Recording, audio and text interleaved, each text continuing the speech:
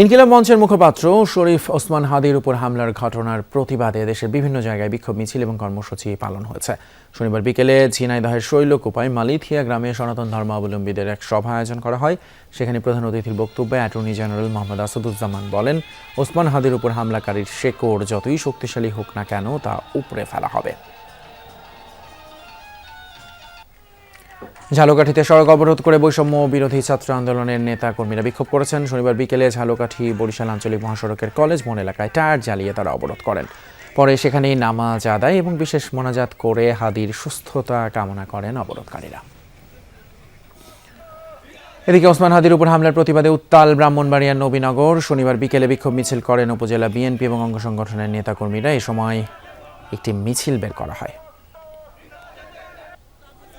এছাড়া নাটোর 1 আসনের মনোনীত বিএনপি প্রার্থী ব্যারিস্টার ফারজানা শারমিন পুতুল বলেন, স্বৈরাচার সরকার যে কোনো ঘটনা ঘটিয়ে যেমন বিএনপির উপর দায় চাপিয়ে দিত, ঠিক একইভাবে এখনও বিএনপির উপরই দায় চাপানোর চেষ্টা চলছে।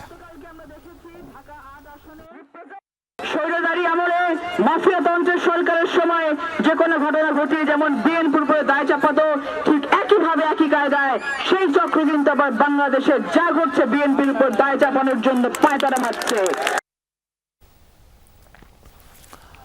ওসমান হাদির উপর হামলার প্রতিবাদে বিক্ষোভ মিছিল হয়েছে চট্টগ্রামেও। সেখানে দক্ষিণ জেলা এবং আনোয়ারা উপজেলা বিএনপি এই মিছিলের আয়োজন করে। শনিবার বিকেলে আনোয়ারা চায়না রোড থেকে বিক্ষোভ মিছিলটি শুরু হয়। পরে তা বিভিন্ন সড়ক প্রদক্ষিণ করে একই জায়গায় এসে শেষ হয়। এছাড়া কুয়াকাটায় শনিবার সন্ধ্যার পর প্রেস ক্লাব প্রাঙ্গণে মশাল মিছিল অনুষ্ঠিত হয়। কুয়াকাটা স্টুডেন্ট অ্যালায়েন্স এই কর্মসূচির আয়োজন করে। প্রেস ক্লাব থেকে মিছিল বের করে বিভিন্ন সড়ক প্রদক্ষিণ করে একই জায়গায় মিছিলটি শেষ করা হয়।